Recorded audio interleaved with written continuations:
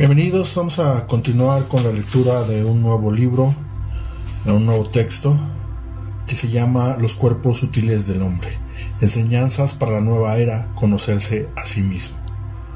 En esta primera parte de nuestros estudios del hombre y sus cuerpos, vamos a tratar de aclarar y definir en la medida de nuestras posibilidades cuáles son los instrumentos, vehículos y cuerpos por los cuales el hombre como alma y conciencia puede actuar y manifestarse en cualquiera de los diferentes planos, mundos o dimensiones del cosmos, estudiados en un capítulo anterior.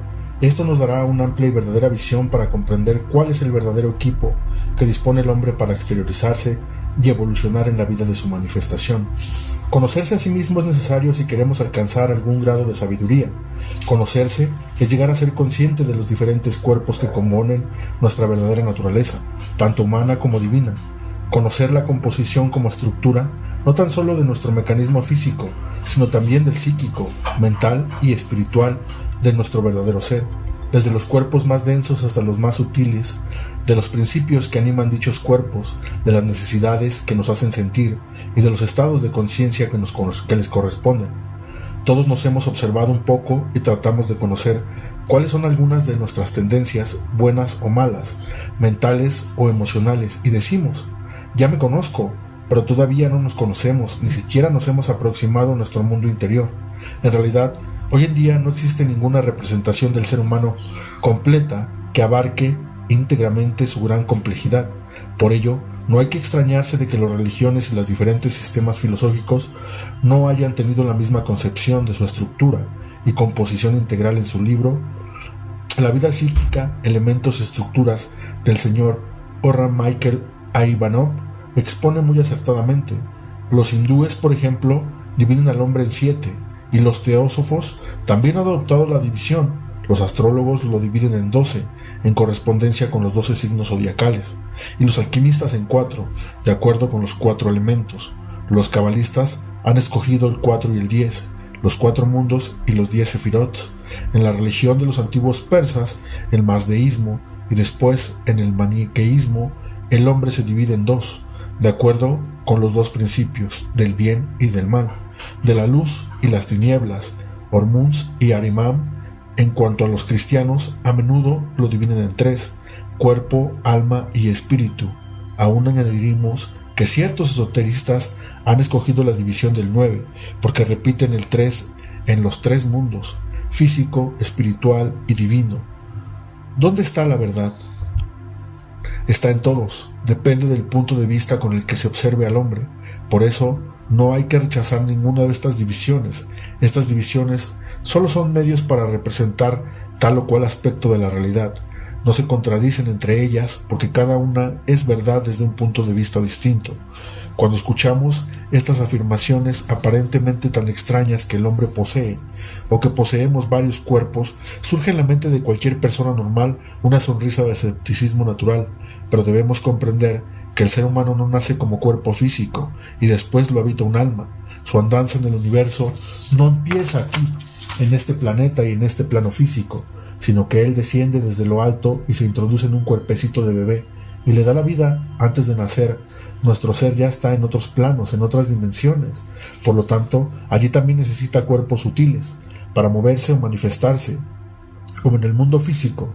Por lo tanto, cuando nacemos ya poseemos varios cuerpos o vehículos de energías diferentes, aunque ahora no todos sean conscientes de ello. ¿Para qué sirven dichos cuerpos? Primeramente, hay que aclarar que nuestro verdadero yo no es ninguno de estos cuerpos.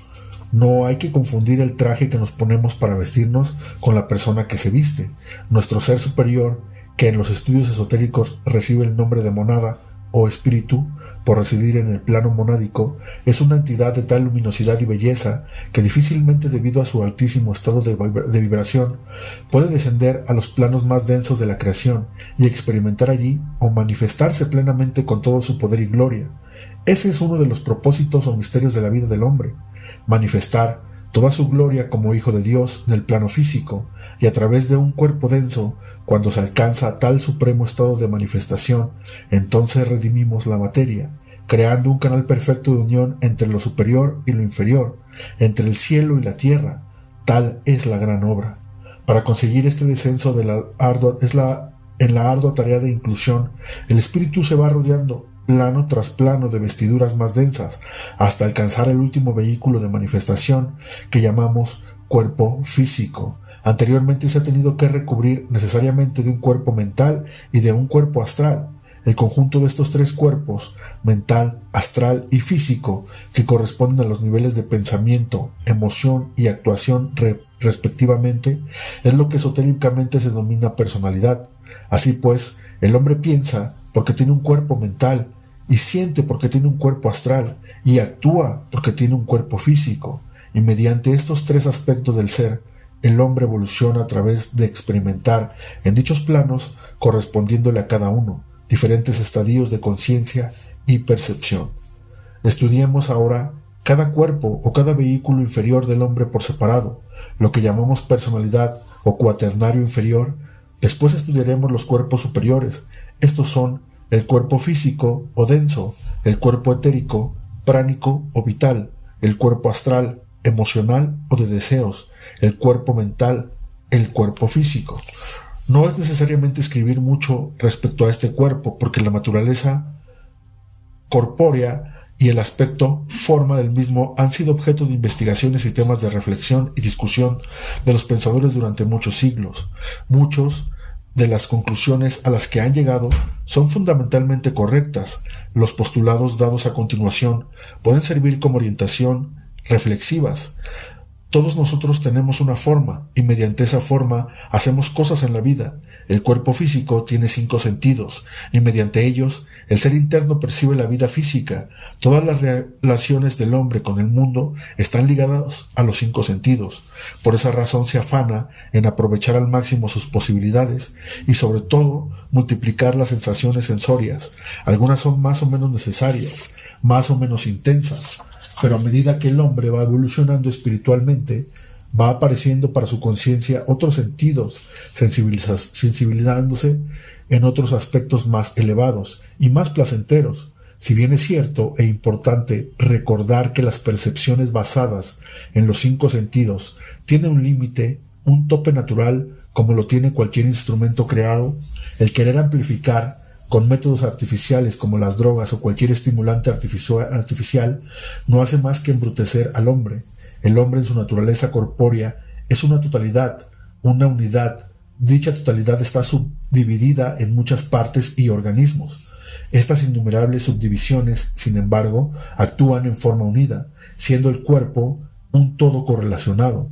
Dentro de nosotros también tenemos los 5 elementos, que son la materia o elemento tierra, la piel, las uñas, los huesos, el cabello, el agua en forma de sangre y secreciones, el fuego, el calor que tenemos en nosotros, el aire, nuestra actividad respiratoria, el éter o akasha, un aspecto del espacio dentro de nosotros. Diversos nombres al cuerpo físico, también se le conoce como cuerpo denso, cuerpo sólido, el cuerpo de la apariencia, el carruaje, la casa, el castillo, la forma, el stula sharira. Cuando hablamos del cuerpo físico, es difícil separarlo de su doble etérico o cuerpo etérico, puesto que ambos funcionan en el plano físico, están compuestos de materia física y son abandonados por el hombre al tiempo de su muerte, y se desintegran conjuntamente en el mundo físico, cuando aquel pasa al astral. Las dos pertenecen al plano físico, por la materia que están formadas, y no pueden pasar del mismo. La conciencia que obra dentro de ellas se halla circunscrita a los límites físicos y está sujeta a las leyes ordinarias del espacio y del tiempo, aun cuando parcialmente separables, se separan rara vez durante la vida terrestre. El cuerpo etérico. Los nombres más utilizados para este cuerpo son cuerpo etérico, cuerpo sutil, doble etéreo, cuerpo vital, etc. El nombre de doble etéreo expresa exactamente la naturaleza y constitución de la parte más sutil del cuerpo físico. Como veremos a continuación, el cuerpo etérico está íntimamente relacionado con el cuerpo físico denso, siendo el cuerpo etérico su parte más sutil, pero dentro del plano físico. Es etéreo porque se compone de materia etérea, y doble por ser el duplicado exacto del cuerpo grosero, su sombra energética, por así decirlo. La ciencia física moderna afirma que todo cambio corporal, ya sea en los músculos, en las células o en los nervios, está acompañado por una acción eléctrica, y esto es probablemente la verdad hasta que en los cambios químicos que consecuentemente tienen lugar dentro de cualquier organismo. De esto se tiene amplio testimonio obtenido por cuidadosas observaciones, con los galvanómetros más delicados. Donde quiera que ocurra la acción eléctrica, el éter tiene que estar presente, de modo que la presencia de la corriente implica la del éter, que compenetra a todo y a todo envuelve. Ninguna partícula de materia física se halla en contacto con otra, sino que cada una flota en una atmósfera de éter aquí. Aquí encontramos que lo que los hombres científicos occidentales aseguran como hipótesis necesaria, los iniciados y ocultistas afirmaban como una observación directa que puede probarse, pues el éter es de hecho tan visible como una silla o una mesa, solo que se necesita para percibirlo una vista diferente a la física. El cuerpo denso se construye en la matriz de este cuerpo vital durante la vida antenatal. Este doble etéreo es perfectamente visible en la vista ejercitada, siendo su color de un violáceo gris, grosero o delicado en su textura, según el cuerpo denso sea grosero o fino, energéticamente hablando. Por medio del cuerpo etérico circula la vitalidad a lo largo de los nervios del cuerpo. Estos nervios físicos densos tienen su contraparte etérica llamada conductos nadis, y por ellos circula lo que los orientales llaman prana, que vendría a ser como una energía positiva y activa, vitalizando, por su acción, toda su contraparte más densa, o sea, el sistema nervioso del cuerpo humano. Por esta razón, generalmente en nuestra literatura se le menciona como el vehículo de prana al cuerpo etérico. También en el cuerpo etérico encontramos numerosos centros o chakras que son como núcleos de fuerza que, una vez actualizados mediante métodos ocultistas y desarrollando altamente la espiritualidad, nos dan las cualidades o poderes superiores para que en estas condiciones podamos obrar como verdaderos hijos de Dios con todas sus potencias actualizadas. La contraparte física de estos centros o chakras son las glándulas físicas del sistema endocrino. En esta sección de metafísica hay un trabajo dedicado íntegramente a los chakras para su mejor comprensión y editado independientemente. Para los clarividentes que pueden ver el cuerpo etérico, les resulta sencillo diagnosticar las posibles perturbaciones de la salud que puedan tener o pudieran tener el observado, ya que por alguna razón a este cuerpo también se le denomina el cuerpo de la salud. La mayoría de los casos de las enfermedades van descendiendo de cuerpo en cuerpo hasta que al final se manifiestan al físico denso. Por esta razón, es tan importante el reconocimiento científico de este dato, pudiendo anticiparse a la enfermedad, reconocida anticipadamente en sus cuerpos superiores. El gran médico y ocultista Paracelso decía que las enfermedades habían de ser curadas en los tres cuerpos. El cuerpo astral. Hemos estudiado ya, aunque solo a grandes rasgos, algunos aspectos científicos y esotéricos del cuerpo físico, en su doble vertiente, visible e invisible, y comprendemos ya cómo el hombre en su conciencia, en estado de vigilia, viviendo en el mundo físico, solo puede demostrar aquella parte de sus conocimientos y poderes que le es posible expresar por medio de un cuerpo físico y sus limitaciones, conforme sea la perfección o imperfección de su desarrollo. Así será la perfección o imperfección de su expresión en el plano físico. Del mismo modo, cuando el hombre funciona sin su cuerpo físico en otra región del universo, por ejemplo, en el plano astral o mundo astral, solo puede expresar en él la parte de conocimientos y facultades desarrolladas, aquella parte de sí mismo que pueda responder a la sensibilidad superior. En una palabra, depende de la evolución adquirida del cuerpo astral. Así será su rentabilidad para el morador interno, para el hombre espiritual. El plano astral es una región determinada que rodea y compenetra al mundo físico, pero que éste es imperceptible a la observación ordinaria, por estar constituido por una clase más sutil de materia. Todos los átomos físicos tienen su envoltura astral, lo que pudiera llamarse la matriz de la física.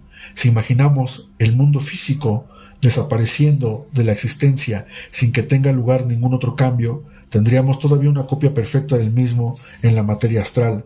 Y si pensamos, además, que todos estamos dotados de facultades astrales activas, el hombre permanecería en un principio inconsciente de la diferencia entre la vida y lo que normalmente consideramos la muerte, porque pasaríamos de un cuerpo a otro más sutil sin pérdida de conciencia.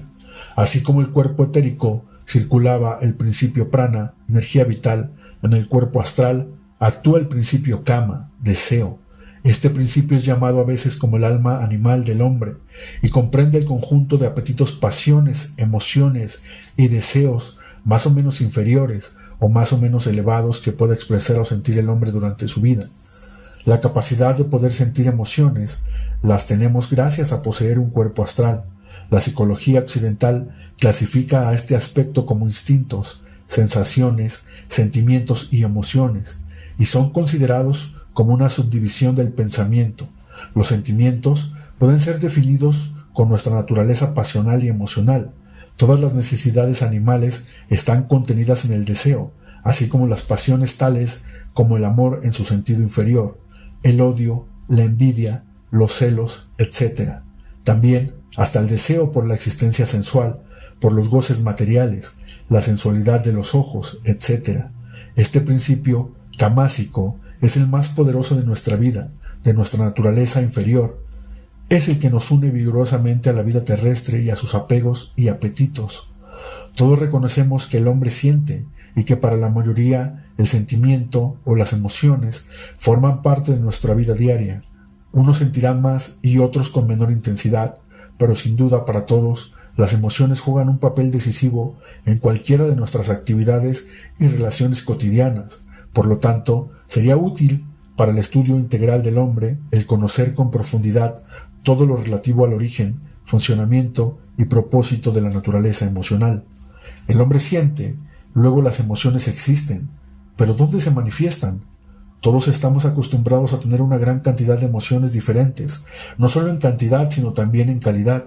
Por ejemplo, la ira, la gula, el impulso a veces irresistible de la sexualidad, la envidia, las emociones de enfado, de cólera, las terribles sensaciones de angustia emocionales, el odio a alguien o algo, etc. Pero también en el hombre se dan las emociones más elevadas y los sentimientos más nobles que se puedan imaginar, como la alegría, la sinceridad del corazón, la bondad, el amor más desinteresado y espiritual, la devoción. Vemos pues la variedad de emociones que el hombre puede manifestar, siendo unas más violentas y materiales y otras más elevadas y espirituales. Pero todas ellas tienen algo en común, y es que son expresiones o manifestaciones de un aspecto del hombre, y que tienen su raíz en lo que los esoteristas llaman cuerpo emocional o cuerpo astral.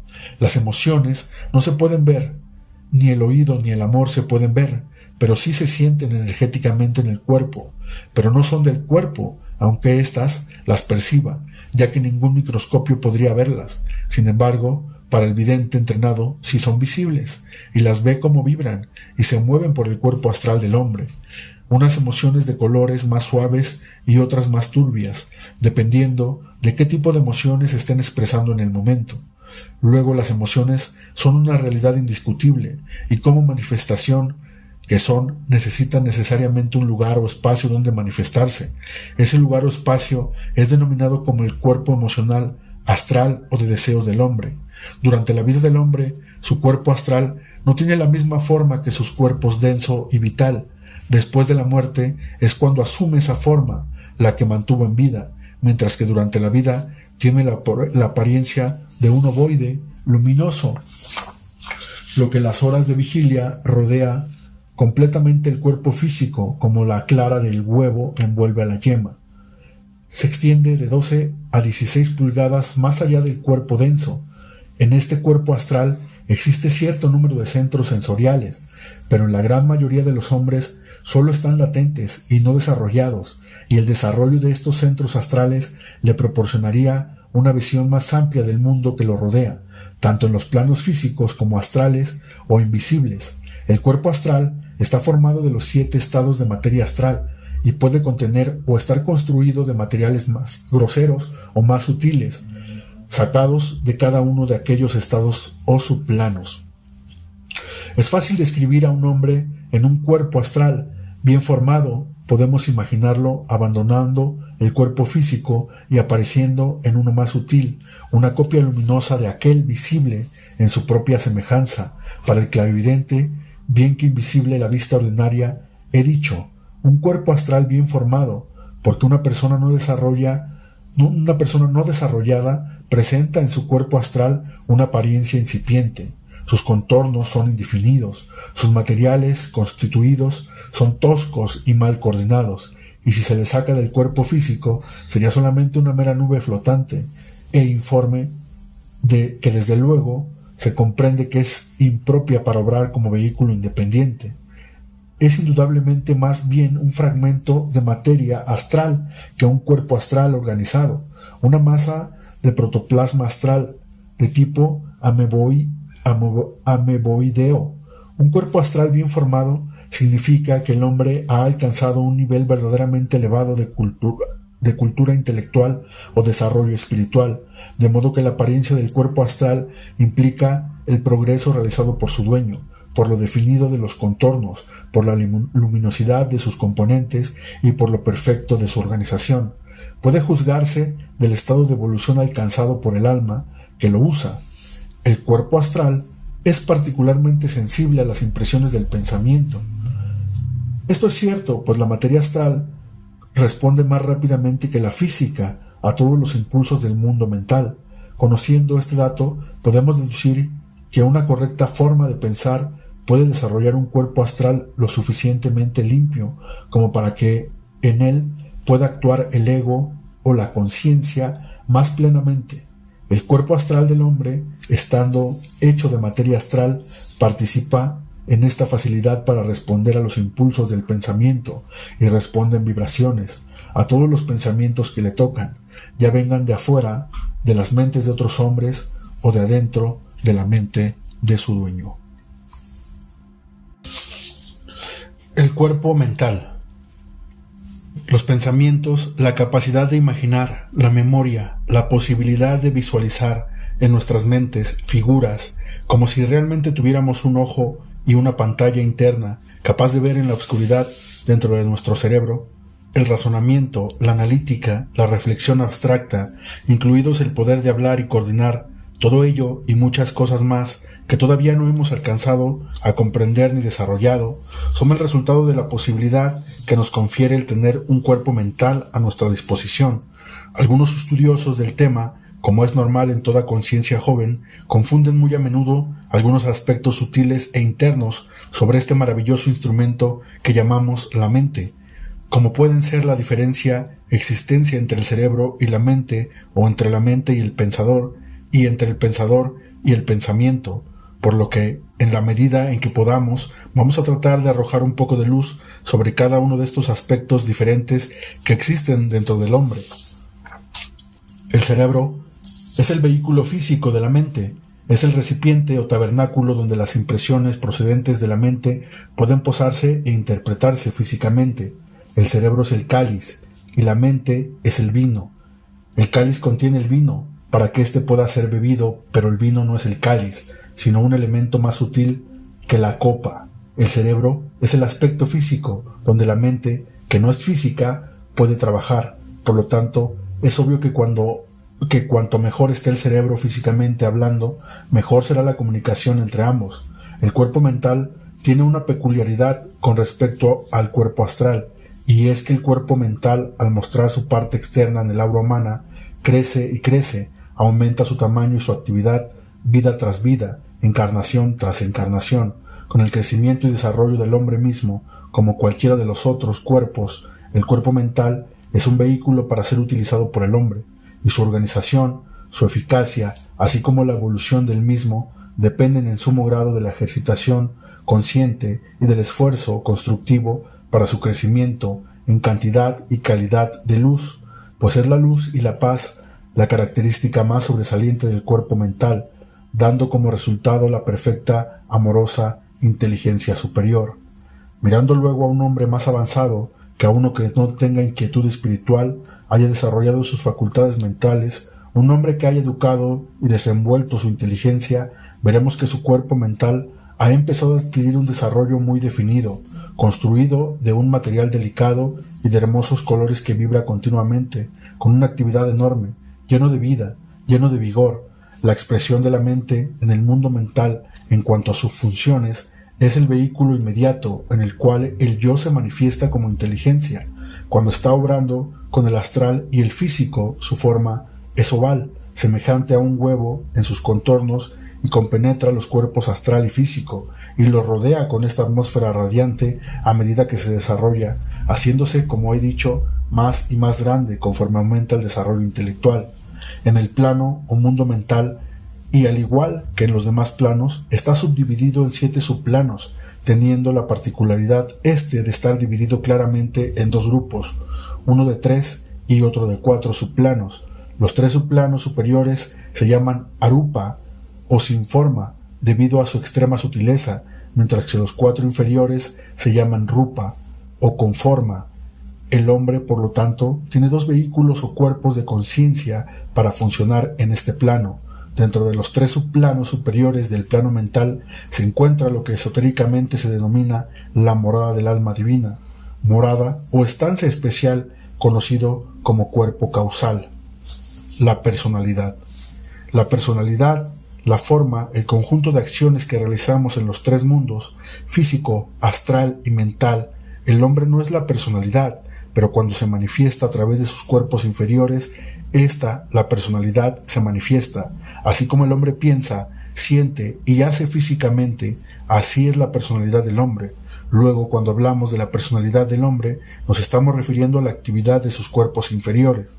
Cuando en los estudios esotéricos se hace la referencia al equipo del hombre, se refiere a la cualidad y al desarrollo por parte del alma de los cuerpos inferiores, de tal suerte que así será el potencial que dispone el hombre para desarrollarse y evolucionar en la vida terrestre. Como es fácil observar, no todos disponen de un mismo equipo para hacer frente a las mismas circunstancias que la vida nos plantea.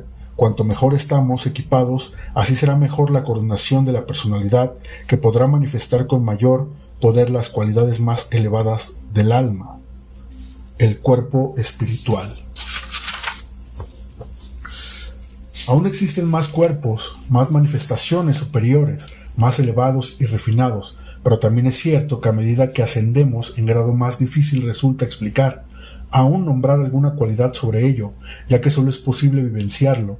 Para el investigador iniciado, aquel que ha alcanzado un nivel de despertar muy por encima del estado ordinario, por lo tanto, no especularemos más, pero sí diremos que existen y que hay que osar en descubrirlos y experimentarlos, ya que son nuestros, nos pertenecen por naturaleza divina.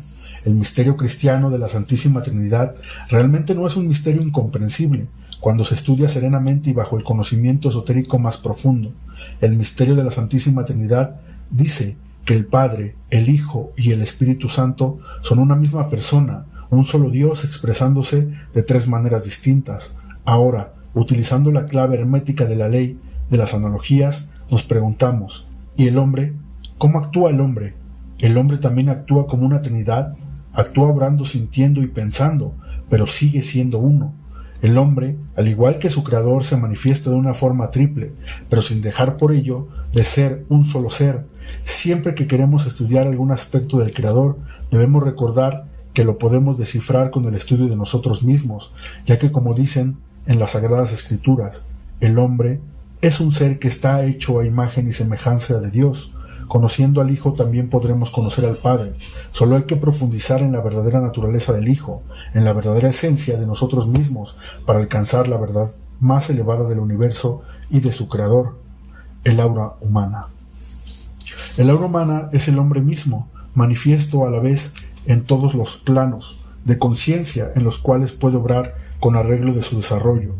Es él agregando a sus cuerpos de sus vehículos de conciencia, en una palabra, es la forma en que aparece el hombre en su totalidad. Todo lo que existe, tanto en los planos inferiores como en los superiores, desde el más insignificante átomo hasta el más excelso arcángel, todo, absolutamente todo emite luz, producen emanaciones, y esta atmósfera fluida, sutil, que envuelve todas las cosas, es justamente lo que llamamos el aura. Evidentemente, no es visible para todos, pero sí para aquellos que han agudizado sus sentidos internos como los clarividentes. El aura es en esta especie de halo que se envuelve cada ser humano. En algunos es ancha, amplia, luminosa, potente, posee vibraciones intensas y colores espléndidos. En otros, lo contrario, es pequeña, apagada, disforme y fea. Se puede comparar el aura con la piel. El aura puede considerarse como si fuera la piel del alma. Al igual que el aura del hombre lo rodea y lo envuelve, así también el aura del planeta, que es también un gran ser, rodea y envuelve a todas sus criaturas que en él habitan. Podría decirse que es la atmósfera energética del mundo. A través de nuestra aura se produce un intercambio interrumpido entre nosotros y las fuerzas de la naturaleza y del cosmos.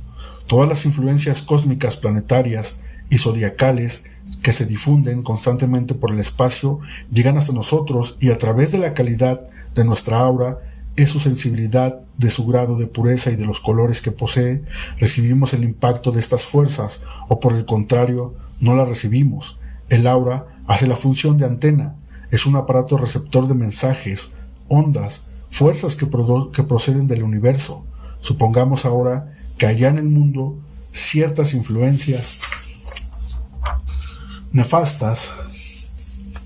Si tenéis una aura muy potente, muy luminosa, estas fuerzas no podrán penetrar ni llegar hasta vuestras conciencias para afectarnos, debilitarnos o contraernos complicaciones. Pero si de lo contrario poseemos una aura débil, estas influencias sí que podrían afectarnos, como sucede muy a menudo, sin saber por qué nos sentimos muy mal, enfermos, agobiados, cansados, etc. Como hemos dicho antes, el aura está compuesta de emanaciones, pero no solamente de emanaciones del cuerpo físico. Serían insuficientes para formar el aura.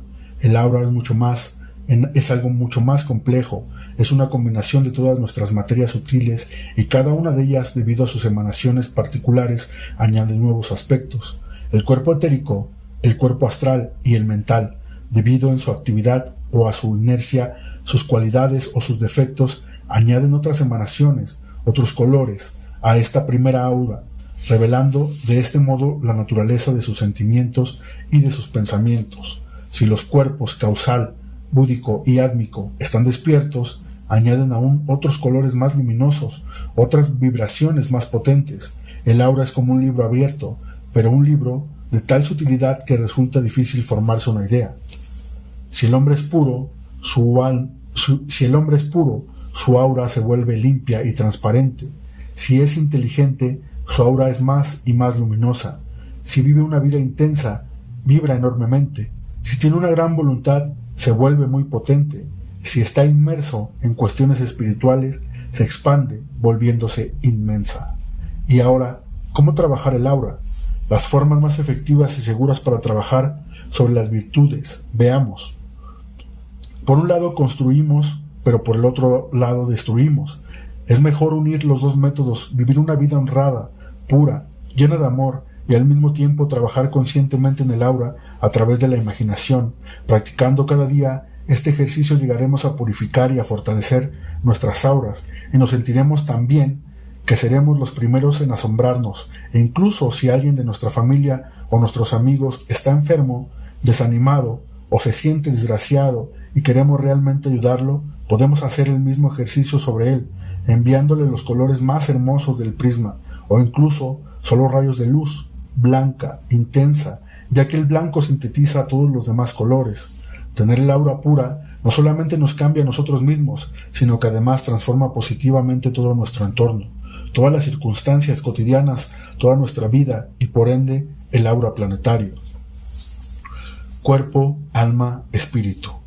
Pasemos pues ahora a ocuparnos del hombre mismo, no de sus vehículos de conciencia, sino de la acción de la conciencia en ellos.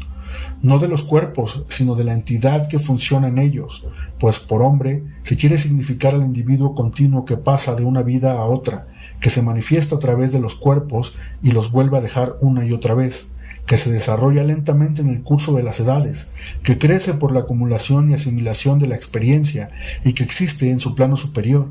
Este hombre es el que va a ser objeto de nuestro estudio. Según nos dice San Pablo, y en teología cristiana se ha dividido al hombre en 3 partes: cuerpo, alma y espíritu. También los ocultistas adoptan esta división para su estudio, mas aquí nos inclinaremos por el estudio del 3, ya que es el mejor método para investigarlo, esencialmente, como ya veremos. En realidad muy poca gente sabe que la diferencia que existe entre el alma y el espíritu, ni conocen la naturaleza y el papel de estos 2 principios que representan, ni los mundos en los cuales trabajan. Por esta razón, y debido naturalmente a su vital importancia, vamos a investigarlos. Las palabras siempre son limitaciones de la verdad, de la verdadera experiencia. Al tratar los conceptos tan sutiles y espirituales como las palabras alma, espíritu, ser, ego, yo superior e inferior, etc., el investigador de lo esotérico siempre encontrará barreras verbales que los obstaculizarán. Al menos al principio, las grandes verdades que se hallan detrás del lenguaje escrito u oral, la escritura, así como las palabras, hay que utilizarlas como simples medios artificiales, todos ellos indicadores direccionales hacia una determinada dimensión, mucho más amplia y veraz. Si tenemos esta indicación presente en nuestro estudio, todo será más comprensivo y natural. Vamos ahora a tratar de analizar y profundizar en la medida de nuestras posibilidades los aspectos alma y espíritu, por separado, individualmente, de una forma más esotérica, más científica, si cabe, dejando a un lado el cuerpo, ya que este es bien conocido por todos. El alma ego. El alma aparece siempre como un intermediario, como un enlace entre el mundo físico y el mundo del espíritu. El alma es el vehículo que transporta los elementos del cielo a la tierra y de la tierra al cielo. Todo pasa por el alma. Se podría decir que nuestra alma es un reflejo del espíritu en un plano inferior, el mental superior. Es como un reflector espiritual que refleja en un plano el esplendor del espíritu. Se dice también que el alma es un precioso espejo, ya que en él se puede vislumbrar la imagen más divina de nuestro verdadero ser, y el espíritu. Cuando decimos que debemos hacer contacto con el alma, con nuestro yo superior, evidentemente nos estamos refiriendo a elevar nuestras conciencias a un punto más elevado, a un punto que está más allá de la simple conciencia física instintiva, y más allá de nuestras emociones y deseos, más allá de los pensamientos e ideas personales. Hacer contacto con el alma o ego es ir precisamente más allá de nuestra personalidad, más allá de nuestros cuerpos inferiores que la forman. Por lo tanto, no nos estamos refiriendo que debemos polarizarnos en el plano del alma, en los planos mental superior y búdico, donde la verdad esencial, la luz más pura y el amor más intenso se manifiestan en un estado virginal. Nuestra alma divina es nuestro yo superior, una parte de nosotros mismos, una fracción de nuestro verdadero ser, o más bien un reflejo del mismo, pues es nuestra meta más inmediata hacer contacto con nuestra alma. En ese estado espiritual, las perturbaciones y oscilaciones de los 3 mundos inferiores no nos afectan, no nos confunden ni nos aferran a la materia, y por lo tanto el discípulo queda libre de la ilusión y libre para manifestar todo el potencial divino que le es inherente como hijo de Dios. El ejemplo más vivo que tenemos que refleje todas sus dimensiones, esta fantástica integración entre el hombre y su alma divina, la tenemos reflejada en la vida y obra del Maestro Jesús. Él supo mejor que nadie demostrar qué ocurre cuando el alma con todo su poder y gloria se manifiesta en un hombre plenamente realizado. Jesús era la expresión humana y a la vez divina de la propia alma. Él vino a simbolizar a través de su propia vida lo que cada hombre debe hacer internamente: el nacimiento, el bautismo, la crucifixión, la transfiguración, etc. Todo eso debe pasar el discípulo en su propia carne y en su propio espíritu. Él vino para mostrar el camino. Él era simbólicamente el alma del mundo. Por esa razón, dijo en los evangelios: yo soy el camino que lleva al Padre. Solo a través de mí se llega al Padre. Efectivamente, él lo dijo: solo a través del alma se puede llegar al espíritu, al Padre. Esa es nuestra primera empresa. También ha habido otros maestros espirituales que a lo largo de la historia conocida y oculta han dado el mismo ejemplo y el mismo mensaje en formas diferentes, pero esencialmente la misma, dependiendo de la cultura y el tiempo en que nos situemos. El alma, debido a su posición central e intermedia entre lo superior y lo inferior, contiene dentro de sí mismo dos aspectos bien diferenciados. Se puede decir que es dual. Veamos, una está enfocada hacia arriba, hacia el espíritu, y la otra está orientada hacia abajo, hacia la personalidad. Simbólicamente la podemos expresar como dos triángulos separados, pero a la vez unidos por el extremo inferior. Uno se manifiesta en el plano mental superior o abstracto, y el otro se expresa en un plano mental inferior o concreto. Por lo tanto, uno pertenece a la vida divina y a la otra humana. Por esa razón, a una se le denomina alma divina y a la otra alma humana. Una misma alma expresándose en dos formas diferentes, en dos niveles distintos. El alma divina no tiene apegos a la forma, vive libre e iluminada por el espíritu. Es un cuerpo de luz, un reflejo del segundo principio divino, el amor. Realmente el alma divina pertenece sin lugar a dudas al quinto reino, al reino divino.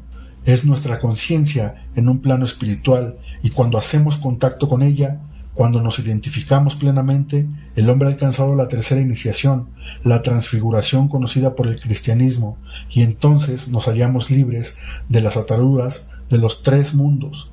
En este momento expresamos perfectamente el principio crístico, el principio del amor divino.